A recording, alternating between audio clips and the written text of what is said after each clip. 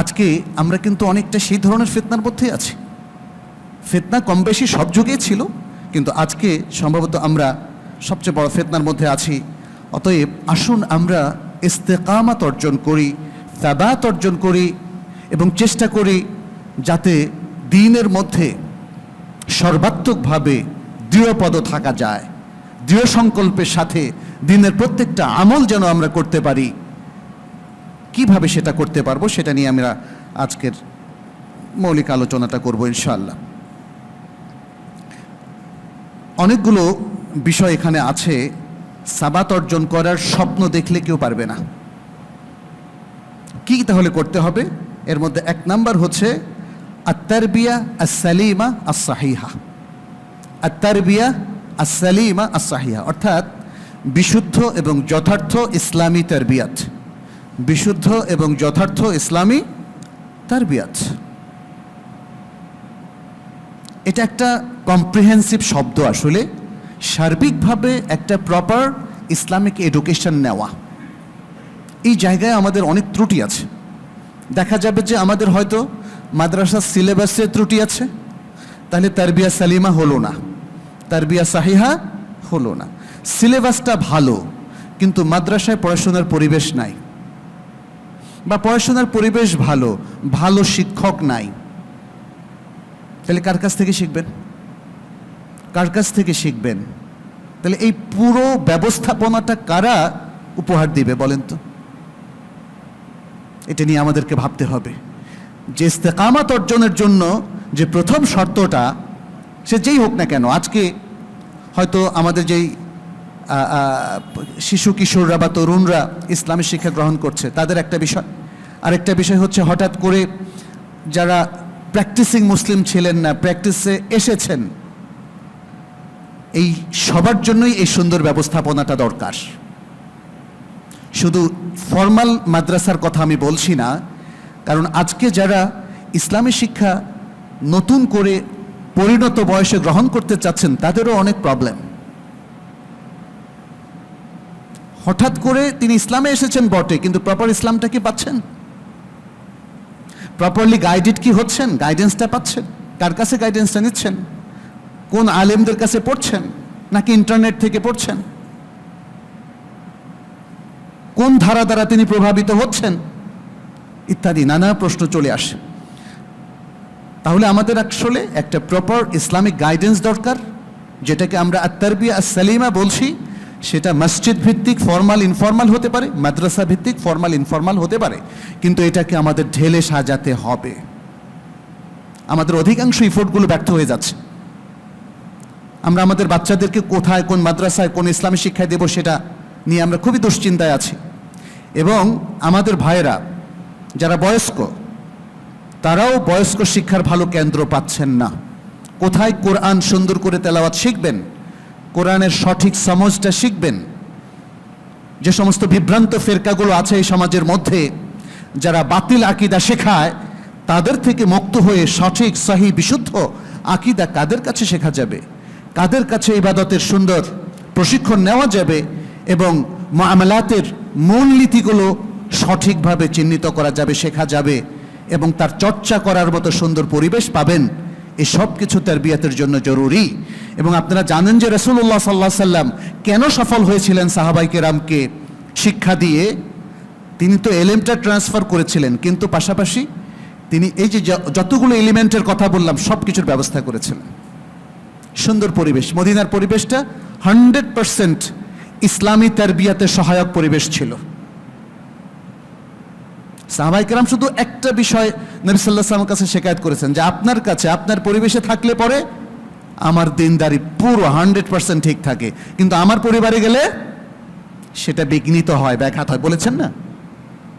আর আজকে তো আমাদের কোথাও পরিবেশ নাই। আজকে যে আমরা ইস্তেকামাতের উপর থাকবো, দিনদারির উপর থাকবো, সেই পরিবেশটা তো ক্রিয়েট করতে পারিনি। অনেক শিক্ষা প্রতিষ্ঠানে, ইসলামী শিক্ষা প্রতিষ্ঠানে দেখা যাচ্ছে গ্রুপিং, উপগ্রুপিং, বিভিন্ন মত, বিভিন্ন দলের অনুসারী হওয়ার কারণেও সেখানে কিন্তু অনেক প্রবলেম সৃষ্টি হচ্ছে।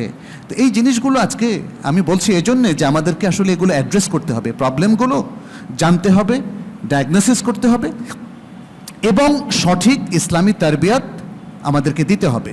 যদি শিক্ষা প্রতিষ্ঠানে আমরা আমাদের বাচ্চাদেরকে প্রপার এডুকেশনটা দিতে না পারি, তাহলে অন্তত পারিবারিকভাবে দেন, তাহলে মসজিদ ভিত্তিক দেন, যে মসজিদগুলো সুন্দরভাবে দ্বীনের ইসলামের প্রচার প্রসারে কাজ করছে।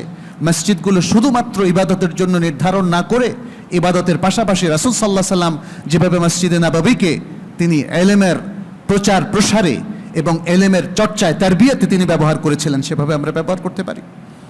তাহলে এটা হচ্ছে সর্বপ্রথম উপায় এবং উপকরণ, যার মাধ্যমে আমরা আমাদের সন্তানেরা আমরা সবাই মিলে আসলে ইস্তেকামাত অর্জন করতে পারি। দ্বিতীয় হচ্ছে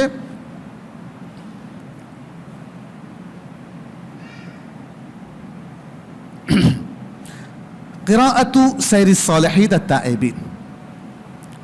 আপনি কার আলোকে জীবনটা গঠন করবেন সেই রোল মডেল নির্ধারণ করা এবং তাদের জীবনী পড়া, তাদের জীবনী পড়া। এটা আমাদের তারবিয়াতের সাথেও রিলেটেড একটা বিষয়, বাট এটাকে আমরা আলাদাভাবে উল্লেখ করলাম যে আপনি কার মতো হতে চান, কাকে অনুসরণ করবেন, এটা খুব ইম্পর্টেন্ট। এখন আমাদের অনেকেরই কিন্তু প্রিয় ব্যক্তিত্ব দেখা যাচ্ছে যে পৃথিবীর মানুষেরা, হয় কারো রাজনৈতিক ব্যক্তিত্ব, কারো সাংস্কৃতিক ব্যক্তিত্ব, কারো কোনো যুদ্ধের সেনাপতি ইত্যাদি। এমনকি মুসলিমদের অনেকের প্রিয় ব্যক্তিত্ব হচ্ছে অনেক অমুসলিম ব্যক্তিরা কিংবা অনেক সেলিব্রিটিরা, তাই না? তাহলে কিভাবে এই উম্মার লোকেরা দিশা পাবে, কিভাবে সে ইস্তেকামাত অর্জন করবে যার রোল মডেলই হচ্ছে ভুল লোক? এটার জন্য আমরা দায়ী। এক ছোট বাচ্চাদেরকে যারা ক্লাস 2-তে 3-তে পড়ে, তাদেরকে কি আমরা আসহাবে রাসূলের জীবনীগুলো দিয়ে দিয়েছি পড়ার জন্য? আমরা নিজেরা কি রাসূল সাল্লাল্লাহু আলাইহি ওয়াসাল্লামের সিরাতটা পুরোটা পড়েছি বলেন তো?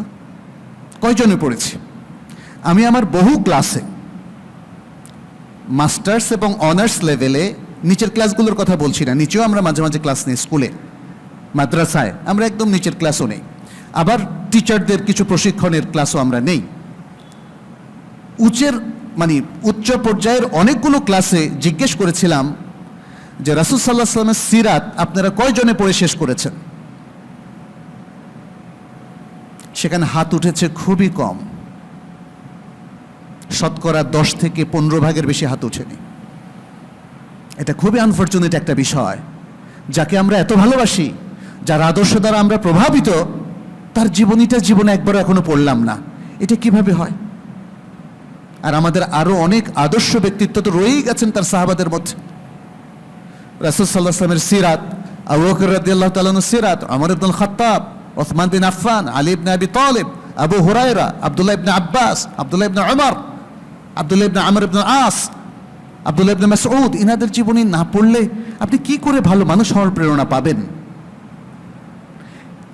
তাদের জীবনের দুঃখ কষ্ট এবং ফিতনার মধ্যে কিংবা নানা রকম কঠিন অবস্থায় কিভাবে তারা ইস্তেকামাতের উপর ছিলেন, যদি সেই ইতিহাস না পড়েন আপনি প্রেরণা পাবেন কোত্থেকে? আপনি তো কাত হয়ে যাবেন সামান্য যে কোনো একটা ফিতনায়।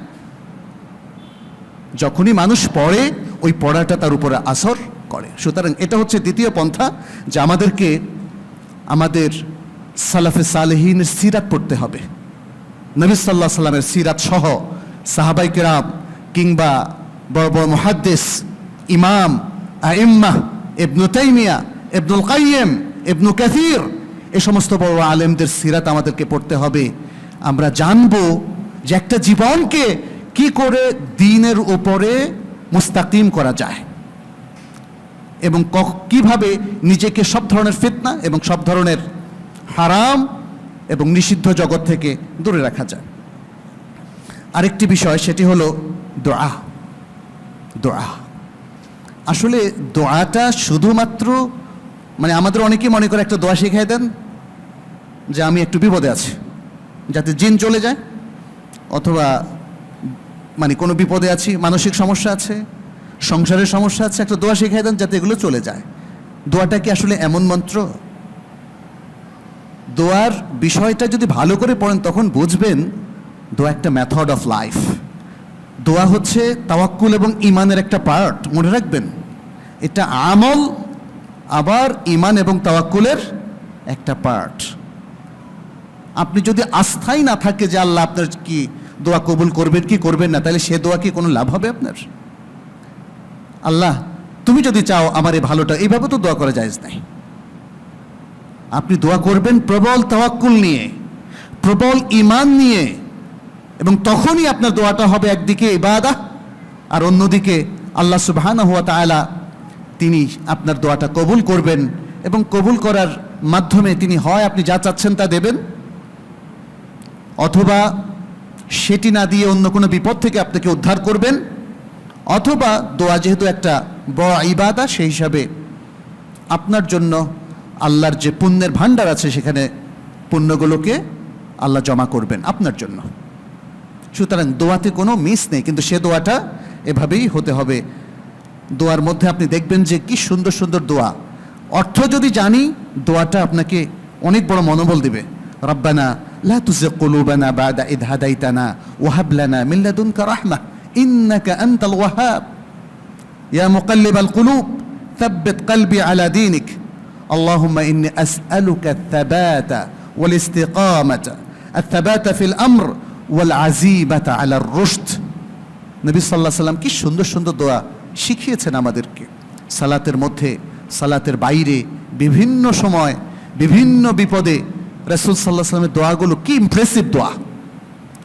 ওই দোয়াগুলো যদি আপনি অর্থ বুঝে পড়েন, আল্লাহর কাছে চান, আপনি এটাকে বুস্টার ডোজের মতো মনে হবে যেন আপনি পৃথিবীর সবচেয়ে শক্তিমান ব্যক্তি, এবং আপনার সহায়ক হচ্ছেন পৃথিবীর সবচেয়ে শক্তিমান সত্তা আল্লাহ সুবহানাহু ওয়া তাআলা।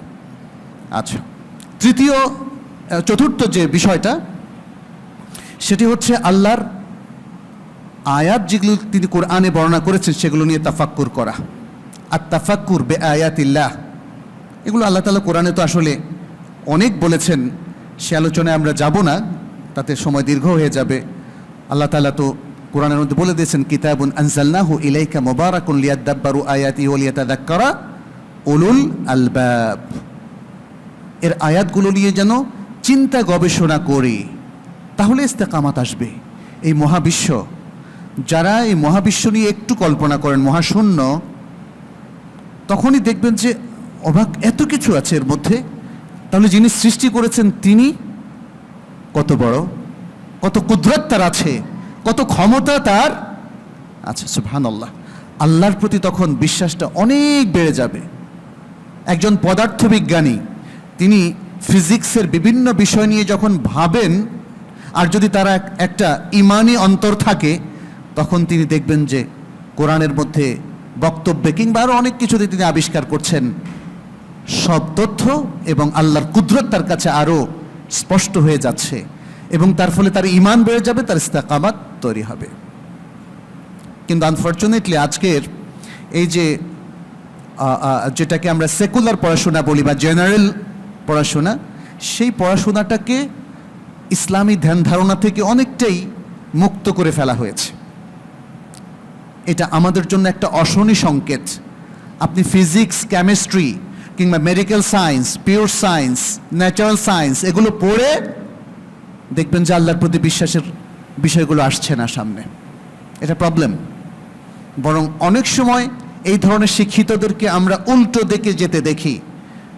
তারা এদিকে পড়াশোনার করার কারণে কোরআনের বিরুদ্ধে কথা বলে, হাদিসের বিরুদ্ধে কথা বলে। এটা হচ্ছে শিক্ষা পলিসির কারণে, মনে রাখবেন, এটা শিক্ষা পলিসির কারণে। সে নেগেটিভ মাইন্ডে এই পড়াশোনাগুলো করছে, এবং পাশ্চাত্যের যে চিন্তা চেতনা সেটিকে সে রপ্ত করছে, আর সে পজিটিভ মাইন্ডটাকে আসলে ইগনোর করছে, অথবা তাকে সেভাবে গড়ে তোলা হয় নাই বলে সে আল্লাহকে চিনতে পারছে না। অথচ এই পৃথিবীর সৃষ্টির মধ্যে, এই মহাশূন্যের সৃষ্টির মধ্যে, আসমান ও জমিনের সৃষ্টির মধ্যে আল্লাহ তাআলা কি নিদর্শন রাখেননি?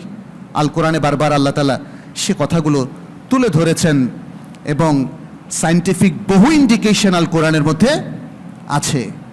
আল্লাহ তাআলা বলে দিয়েছেন ওয়াজআলনা মিনাল মা'i কুল্লা শাইইন হাই, পানি থেকে আমি সকল প্রাণীকে সৃষ্টি করেছি। পানি থেকে সকল প্রাণীকে আল্লাহ তাআলা বলে দিয়েছেন তিনি সৃষ্টি করেছেন। আর এটা যে কোনো, মানে এটা একটা আসলে ইউনিভার্সাল ফ্যাক্ট যে আসলে সকল প্রাণ পানি থেকে এসেছে, যেখানে পানি নেই সেখানে কোনো প্রাণ নেই। এরপরে আরও অনেকগুলো ইন্ডিকেশন আছে, আমরা যদি সেগুলো নিয়ে চিন্তা করি তাহলে আমাদের ঈমান বেড়ে যাবে। ঈমান বেড়ে যাওয়া মানে ইস্তেকামাত অর্জিত হবে। পঞ্চম যে বিষয়টি সেটি হচ্ছে আল্লাহর সাথে সম্পর্ককে দৃঢ় করা। আল্লাহর সাথে সম্পর্ককে দৃঢ় করা কিভাবে দৃঢ় হবে? আল্লাহর সাথে সম্পর্ক, আল্লাহর কালাম পড়তে হবে, আল্লাহর কালাম পড়তে হবে, বুঝতে হবে, এবং আল্লাহর কালামে আল্লাহ তাআলা যে সমস্ত নির্দেশগুলো দিয়েছেন সেগুলো মানতে হবে। ওয়া আকিমুস সালাতা ওয়া আতুজ যাকাহ। এখন আমাদের অনেক মুসলিম ভাইরা সালাতই ঠিকমতো পড়েন না, বলে যে এটা ব্যক্তিগত আমল। আমি বহু জেনারেল শিক্ষিত ভাইদের সাথে কথা বলেছি, বলে যে দেখেন লা ইকরাহা ফিদ্দীন, আল্লাহই তো বলেছেন দ্বীনের মধ্যে কোনো বাড়াবাড়ি নাই। এটা ব্যক্তিগত একটা আমল, আমার ইচ্ছে হলে পড়বে, ইচ্ছে হলে পড়বেন না, এগুলো তো আপনার কোনো কনসার্ন না। দৃষ্টিভঙ্গিটা এভাবেই দ্বীনের প্রতি দৃষ্টিভঙ্গিটা আধুনিক শিক্ষিত লোকদেরকে দেওয়া হচ্ছে। যদি আপনি সালাতই না পড়লেন আল্লাহর সাথে সম্পর্ক কি করে হবে? জাকাতের প্রশ্ন যদি আসি তাহলে দেখব যারা সালাত পড়ে না তারা তো জাকাত দেওয়ার প্রশ্নই আসে না। আনফরচুনেটলি সালাত পড়ে তাদের মধ্যে বহু লোক ঠিক মতো জাকাত দেয় না। আল্লাহর নির্দেশ লঙ্ঘন করে কি করে তার সাথে আপনি সম্পর্ক বৃদ্ধি করবেন বলেন তো? যেমন আমার সাথেও যদি কেউ ভালো সম্পর্ক করতে চান, আমি যা বলি আপনি উল্টো দিকে আমল করেন, আমার সাথে কোন ভালো সম্পর্ক হবে বলেন? তাহলে আল্লাহর সাথে কিভাবে হবে? আমরা ভাবছি আমি আল্লাহর কোনো নির্দেশ মানব না, সালাত পড়বো না, জাকাত দেব না, সুদ খাবো, ঘুষ খাবো, অন্যায় করব, জুলুম করব, খারাপ কাজ করব, আর আল্লাহর সাথে আমার সম্পর্ক ভালো থাকবে। মৌলভী সাহেবকে ডেকে যদি কিছু কোরআন পড়ায় তাহলে ভালো সম্পর্ক হয়ে গেল, তিনি জোড়া লাগাই দিলেন। ভয়ঙ্কর ভুল ধারণার উপরে সমাজের লোকেরা আছে। আল্লাহর সাথে সম্পর্ক এভাবে হয় না। আল্লাহর সাথে সম্পর্ক আপনাকেই আগে উদ্যোগী হয়ে তৈরি করতে হবে এবং তার জন্য যা যা প্রয়োজন সেটি করতে হবে। আর আমরা যদি রুটিন ওয়ার্কটা করি, অর্থাৎ ফরজ ওয়াজিবগুলো মেনে চলি, এটা হলো তখন রুটিন মুসলিম হলাম। আল্লাহর সাথে স্পেশাল সম্পর্কের জন্য আরো কিছু বেশি করতে হবে, নফল সাদাকা দিতে হবে, রাত জেগে সালাতুত তাহাজ্জুদ পড়তে হবে, আল্লাহর কাছে কান্না করতে হবে, দেখানো যাবে না, দান করতে হবে, শোনানো যাবে না, গোপনে সব ভালো ভালো কাজ করতে হবে। আজকে আমরা যাই করি তাই দেখানোর জন্য পাগল হয়ে যাই। ভাইরাল হওয়ার একটা নেশা আমাদের সবার মধ্যে চলে এসছে। মনে রাখবেন, ভাইরাল হওয়ার ন্যূনতম কোনো নিয়ত যদি কারোর মধ্যে থাকে এটা হচ্ছে রিয়া। কোরআন তেলাওয়াত করছেন সুন্দর, হয়তো বাংলাদেশের সেরা কোরআন কারি আপনি, বাট আপনার মধ্যে ভাইরাল হওয়ার চিন্তা যাররা পরিমাণ ঢুকলে এটা রিয়া এবং আপনার আমল বাতিল। আমাদের ওই যে বললাম না, এডুকেশনের জায়গাটা শুদ্ধ হয়নি। নিয়ত কিভাবে শুদ্ধ রাখা যায়, নিজেকে কিভাবে পরিশুদ্ধ করা যায়, ওই জায়গাগুলো আমাদের তৈরি করতে হবে। যাই হোক, আমাদের পঞ্চম পয়েন্ট ছিল আল্লাহর সাথে সম্পর্ক তৈরি। ষষ্ঠ পয়েন্টটা হচ্ছে ভালো পরিবেশ এবং ভালো সংসর্গ এখতিয়ার করা। আমাদের অনেকে মসজিদে আসেন, আবার দেখবেন যে পার্টিতেও যান। সে সকল পার্টি যেখানে নাচ গান হয়, যেখানে কনসার্ট হয়, যেখানে নায়ক নায়িকারা আসেন, আছে না? এই ডাবল স্ট্যান্ডার্ড মুসলিমদের সংখ্যা বেশি। তাদের ঈমান তাদেরকে পাপ থেকে নিষেধ করে না, তাদের ঈমান তাদেরকে পরকীয়া থেকে নিষেধ করে না, তাদের ঈমান তাদেরকে অবৈধ প্রণয় কিংবা অন্যায় কিংবা জুলুম কিংবা ঘুষ দুর্নীতি থেকে নিষেধ করে না। সে যখন ভালো পরিবেশে থাকে ভালো থাকে, আর যখন খারাপ পরিবেশে যায় খারাপ হয়ে যায়। ব্যক্তিগতভাবে আমাকে অনেকেই বলেছেন, বিশিষ্ট অনেক প্রকৌশলী, তারা বললেন যে ভাই, আমি এখনো এবং সবসময় কোনোদিন ঘুষ খাবো না বলেছি, বাট চাকরিস্থলে গেলে আর পারি না। কয়েকটা কারণে। কারণ আমি তাদের মধ্যে ইউনিক পার্সন হয়ে যাচ্ছি, অর্থাৎ একক ব্যক্তি যে হয়তো এটাকে আমি নিষেধ করছি। হয় আমি তাদের রোশানলে পড়ছি, অথবা চাকরি চালিয়ে যেতে গেলে তাদের সাথে কম্প্রোমাইজ করে থাকতে হচ্ছে। আচ্ছা, এখন এখানে পরিবেশ বোঝা যাচ্ছে যে পরিবেশ আপনার মতো ভালো মানুষকেও কিন্তু নষ্ট করে ফেলছে। তাহলে আপনি ওই পরিবেশ থেকে চলে আসেন, এটাই হচ্ছে আমাদের এই রেকমেন্ডেশন। ইস্তেকামাত অর্জন করতে চান, তাহলে দুনিয়ার সব কিছু পাওয়ার আশা যদি করেন, সব ঠিক থাকবে, ইস্তেকামতও ঠিক থাকবে, দিনও ঠিক থাকবে, এটা কি সম্ভব? আপনাকে কিছু না কিছু স্যাক্রিফাইস করতে হবে। আপনি যদি দিনকে ঠিক রাখতে চান, দিনের ইস্তেকামত অর্জন করতে চান, তাহলে দুনিয়া এর বেশ কিছু অংশ আপনাকে স্যাক্রিফাইস করতে হবে। আর যদি আপনি দুনিয়া ঠিক রাখতে চান, তাহলে দিনকে আপনাকে স্যাক্রিফাইস করতে হবে। আল্লাহকে বিদায় জানাতে হবে, অথবা ইসলামকে বিদায় জানাতে হবে। অকেশনালি মাঝে মাঝে আসবেন, ওই যে 2 ঈদের অথবা জুমার দিন। সপ্তম হলো আল্লাহর সাহায্যের প্রতি আস্থা রাখা। আমরা ফিতনায় প্রায় সময় এটাতে ভুলে যাই। আমরা ভাবি যে এত বিপদ আল্লাহ কেন হেল্প করে না, এত ফিতনা আল্লাহ কেন সাহায্য করে না। আল্লাহ কি বলেছে উনি সাহায্য করবেন না? আল্লাহ তো বলেছেন আল্লাহ মুমিনদের উপর তিনি মুমিনদেরকে তিনি সাহায্য করবেন, এটা আল্লাহর ওয়াদা। কিন্তু কবে করবেন এটা তো আল্লাহ নির্ধারণ করেননি। 1 বছর, 2 বছর, 100 বছর, 200 বছর, এটা তো আল্লাহ নির্ধারণ করেনি। আল্লাহ যখন ইচ্ছা করবেন। আল্লাহ আমাদেরকে পরীক্ষা করছেন, ব্যাস। কিন্তু আমাদের আল্লাহর নাসর এবং আল্লাহর সাহায্যের উপরে আমাদের অবশ্যই আস্থা থাকতে হবে। আস্থা নষ্ট হয়ে গেলে ঈমান নষ্ট হয়ে যাবে, তাওয়াক্কুল নষ্ট হয়ে যাবে, ইস্তেকামত আর তখন থাকবে না। কেউ পরীক্ষা ফেল করার পরে বলেন যে আল্লাহ যদি থাকতো আমি কেমনে ফেল করি। মানে একজনকে শুনেছি, আমি নিজেই শুনেছি এরকম বলতে, আল্লাহ যদি থাকেন আমি কেমনে ফেল করি। কেমন কথা? আল্লাহ কি আপনাকে পাশ করানোর গ্যারান্টি দিয়েছেন নাকি? আর পড়েন নাই আপনি, ভুল করেছেন আপনি, পরীক্ষা দিয়েছেন আপনি, দোষ হয়ে গেল আল্লাহ, এটা কেমন কথা? মোমেনদের কোনো দলের যদি পরাজয় হয় অমুসলিমদের কাছে, সেটার জন্য কারা দায়ী? মোমেনরা না? নিশ্চয়ই আমাদের এমন কোনো ত্রুটি ছিল যার জন্য বিপর্যয় হয়েছে। এমনকি রাসূল সাল্লাল্লাহু আলাইহি ওয়াসাল্লামের নেতৃত্বেও তো সে উহুদের যুদ্ধে কিছু বিপর্যয় হয়েছিল, পরাজয় হয়নি, বিপর্যয় হয়েছিল। কারণ রাসূল সাল্লাল্লাহু আলাইহি ওয়াসাল্লামের ইনস্ট্রাকশন পরিপালনে শতভাগ যারা রক্ষা করতে ব্যর্থ হয়েছিলেন, ওই জায়গা থেকেই বিপর্যয়টা ঢুকে পড়েছে।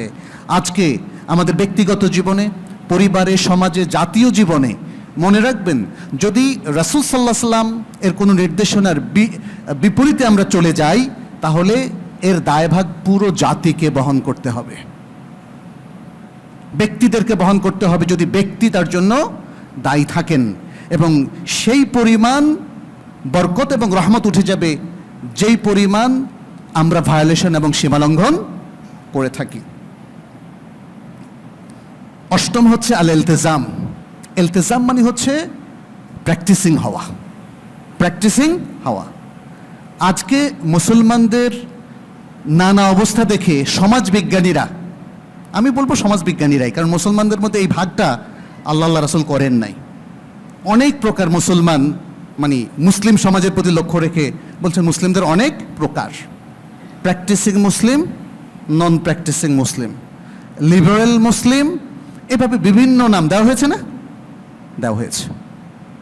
কিন্তু আসলে মুসলিমদের কি বিভিন্ন প্রকারের কোনো অপশান কোরআন সুন্নাহ রেখেছে আমাদের কাছে? রাখি। মুসলিম সেই ব্যক্তি যে পরিপূর্ণ ঈমান পোষণ করে এবং ঈমানের আলোকে জীবন গঠন করে। কোরআন সুন্নাহ হচ্ছে তার দুটো সোর্স অফ নলেজ, যার বাইরে সে কখনো যায় না। বাস, খুব সংক্ষেপ। এটা হচ্ছে আমাদের জন্য করণীয়। যদি আমরা ইসলামের ইস্তেকামতের উপর থাকতে চাই, তাহলে ইসলামের যে মূল আকীদা, ইসলামের যে মূল ইবাদত, ইসলামের যে হালাল হারামের বিধান, ইসলামের যে আদাব, সেগুলো সবগুলো আমাদেরকে আঁকড়ে থাকতে হবে। 9 নম্বর হচ্ছে এমন সব আখলাক আমাদের অর্জন করতে হবে যে আখলাক আমাদেরকে ইস্তেকামাতে অভ্যস্ত করে দেয়। আখলাক, সত্য কথা বলবেন, মিথ্যা বলবেন না, সততার উপর থাকবেন, মুনাফিকের উপর থাকা যাবে না। এভাবে আরো সবর, তাহাম্মুল, সুন্দর আচরণ, এসব কিছু, যাতে মুসলিমদের মধ্যে একটা সুন্দর ঐক্য তৈরি হয়। এভাবেই আখলাকের যত সুন্দর সুন্দর বিধানগুলো এবং আদবগুলো নবী সাল্লাল্লাহু আলাইহি ওয়াসাল্লাম আমাদেরকে শিখিয়েছেন, সে আখলাকটা অর্জন করতে হবে আমাদেরকে। আমরা আজকাল দ্বীনের প্রচারের ক্ষেত্রে আখলাকের কথা ভুলে যাই। আমরা যখন মানুষকে সুন্দর নাসিহা করি তখনও দেখা যাচ্ছে যে অশালীন অনেক এমন বক্তব্য চলে আসে যেটা ইসলাম অ্যালাউ করে না। তাহলে তো আখলাক হলো না। একজন দাঈল আল্লাহ, তার আখলাক থাকতে হবে। একজন ইমামুল মসজিদ, তার আখলাক থাকতে হবে। একজন আলেম, তার আখলাক থাকতে হবে। একজন মুসলিম, তার আখলাক থাকতে হবে। একজন মুসলিম ডাক্তার, মুসলিম প্রকৌশলী, মুসলিম শিক্ষক, শিক্ষাবিদ, একজন মুসলিম রাজনীতিবিদ, একজন মুসলিম প্রশাসনিক কর্মকর্তা, একজন মুসলিম সামরিক অফিসার, এদের প্রত্যেকেরই আদব আখলাক থাকতে হবে। আদব আখলাকের বাইরে গেলে আসলে ইস্তেকামাত অর্জন করা সম্ভব নয়। আল্লাহর যিকির আরেকটা গুরুত্বপূর্ণ প্রসঙ্গ। আল্লাহর যিকির, আপনি সবসময় আল্লাহকে স্মরণ রাখবেন। আল্লাহর যিকির মানে নির্দিষ্ট কয়েকটা দোয়া পড়া না। আল্লাহর যিকির মানে রিমেম্বারেন্স অফ আল্লাহ, আল্লাহকে সার্বক্ষণিকভাবে স্মরণ রাখা। আল্লাহকে সার্বক্ষণিকভাবে যদি আমরা স্মরণ রাখি তাহলেই আমরা, যেমন অনেক সময় এখন ট্রাফিক জ্যামে সময় কাটাই, দেখেন এই সময় আমরা হয়তো কিছু দোয়া পড়তে পারি, এ সময় কিছু বই পড়তে পারি। এই স্বভাবটা নিয়ে গেছে পাশ্চাত্যের লোকেরা, তারা ট্রেনে বাসে পড়ে। কিন্তু আমাদের এখানে হয়তো পরিবেশও একটু বেশি ঘিঞ্জি, কোনো সন্দেহ নাই, কিন্তু আমাদের উইল পাওয়ার যদি থাকে, ইচ্ছা যদি থাকে, সবই সম্ভব। মুখস্থ দোয়াগুলো পড়েন, কোরআন তেলাওয়াতগুলো করেন, কিন্তু বাসে ট্রেনে সবসময় আমরা দেখি যে আলাপ আলোচনার মধ্যে এমন কিছু ঢুকিয়ে দেয় অথবা রাজনৈতিক আলোচনায় চলে যায় যাতে শেষ পর্যন্ত তার পরিণতি আর ভালো হয় না। আমরা আমাদের সময়গুলো ম্যাক্সিমাম ক্ষেত্রে আল্লাহ স্মরণে না কাটিয়ে দুনিয়ার আজে বাজে আজগবি গল্পতে কাটিয়ে দেই। এটা থেকে বের হয়ে আসতে হবে। ইস্তেকামাত অর্জিত হবে যদি সার্বক্ষণিক আল্লাহর স্মরণে থাকার আমরা একটা অভ্যাস রপ্ত করতে পারি। সালাতের সময় সালাত, কিংবা কাউকে সাদাকা দেওয়া, কিংবা যখনই যে কাজ করতে যাবেন এটা করার ক্ষেত্রে আল্লাহ এবং তার রাসূলের নির্দেশনা কি, সেই নির্দেশনা যদি পরিপালন করেন, আপনার অফিসের কাজে, কোনো চাকরিতে জয়েন করার সময় চিন্তা করবেন যে এই চাকরিটা কি শরিয়া কমপ্লায়েন্ট কিনা, শরিয়া অনুমোদিত কিনা, ছেলে মেয়ে সকলের ক্ষেত্রে এটা ভাবতে হবে। তাহলে আল্লাহর স্মরণটা আপনার সার্থক হবে। আপনি এমন একটা চাকরিতে ঢুকলেন যেটা শরিয়া অ্যালাউ করে না, তাহলে আল্লাহর যিকির কোথায় থাকলো? আল্লাহ যিকির কি মানে শুধু লা ইলাহা ইল্লাল্লাহর যিকির করা অথবা শুধু অন্য কোনো দোয়া পড়া? না, সেটা নয়। এবং সর্বশেষ আমাদেরকে চিন্তা ভাবনা করতে হবে যে এই ইস্তেকামাত অর্জনের মধ্য দিয়ে, দিনদারির মধ্য দিয়ে, দিনের উপর থাকার মধ্য দিয়ে আল্লাহ সুবহানাহু ওয়া তাআলা আসলে আমাদের জন্য কি নেয়ামত রেখেছেন। সেই জান্নাতের কথা, জান্নাতের গল্প কি আল্লাহ তাআলা করেননি কোরআনে? সুন্দরভাবে জান্নাতকে চিত্রিত করেছেন। জান্নাতের সব পুরস্কারের ঘোষণা আল্লাহ সুবহানাহু ওয়া তাআলা কোরআনের মধ্যে দিয়েছেন। আর রাসূল সাল্লাল্লাহু আলাইহি ওয়াসাল্লাম তো বলেছেন, মা লা আইনুন রাআত ওয়ালা উযুনুন সামিআত ওয়া মা খাতারা বিবালি বাশার। এটা হাদিসে কুদসির মধ্যে এসেছে সহিহ, যে জান্নাতের মধ্যে এমন সব কিছু রয়েছে যা কোনো চোখ কোনোদিন দেখেনি, কোনো কান কোনোদিন শোনেনি, এবং কারো অন্তরে কোনোদিন কল্পনায়ও আসেনি। পাশাপাশি জাহান্নামের কথা মনে রাখতে হবে। আজকে যে খারাপের মধ্যে আমরা চলে যাচ্ছি, ভাববেন না যে শুধু জান্নাত হারালেন না, জান্নাত হারানো তো আছেই, পাশাপাশি জাহান্নামের শাস্তি অপেক্ষা করছে। অতএব এই দুটোর মধ্য দিয়েই ব্যালেন্স। আধুনিক যে কোনো রাষ্ট্র আপনি দেখবেন যে সে তার দেশের নাগরিকদেরকে পুরস্কৃত করে ভালো কাজের জন্যে প্রত্যেক সেক্টরে, আর পাশাপাশি প্রত্যেকটা খারাপ কাজের জন্য একটা ফৌজদারি দণ্ডবিধি এবং অন্যান্য আইন কানুন পৃথিবীর সব দেশে, মুসলিম নন মুসলিম দেশেই আছে। তাতে বোঝা যায় যে মানব প্রকৃতির সাথে এটা খুবই সামঞ্জস্যপূর্ণ যে সে ভালো কাজ করলে পুরস্কৃত হতে চায়, আর পুরস্কৃত হলে সে মোটিভেশন ফিল করে। আর যদি সে খারাপ কাজ করে তাকে শুধুমাত্র সুন্দর ওয়াজ করে, নসিহাত করে তাকে বিরত রাখা যায় না, তার জন্য ভয়াবহ শাস্তির ব্যবস্থা করতে হয়। এবং সেই কারণেই পৃথিবীর যে কোনো ক্ষুদ্র দেশেও এই নিয়ম কানুনগুলো করেছে। আল্লাহ তাআলাই এভাবে মানুষকে তৈরি করেছেন, এবং জান্নাত জাহান্নামের আলোচনা তিনি এই জন্যই কোরআনে নিয়ে এসেছেন। আল্লাহ তাআলা আমাদেরকে তার দ্বীনের ইস্তেকামাত অর্জন করার তৌফিক দান করুন। আল্লাহ তাআলা আমাদেরকে দ্বীন বিরোধী যে কোনো অবস্থান থেকে সরে আসার তৌফিক দান করুন। তার দ্বীনের যে নির্দেশনা সেগুলো লঙ্ঘন করা থেকে আল্লাহ তাআলা আমাদেরকে পরিত্রাণ দিন। যে কোনো দুর্নীতি, যে কোনো অন্যায়, যে কোনো পাপ, যে কোনো শিরক, যে কোনো বিদআত করা থেকে আল্লাহ তাআলা আমাদেরকে রক্ষা করুন। আকুলু কাউলি হাযা ওয়া আস্তাগফিরুল্লাহ লি ওয়া লাকুম ওয়া লিসাইরিল মুসলিমিন ফাস্তাগফিরুহু ইন্নাহু হুয়াল গফুরুর রহিম।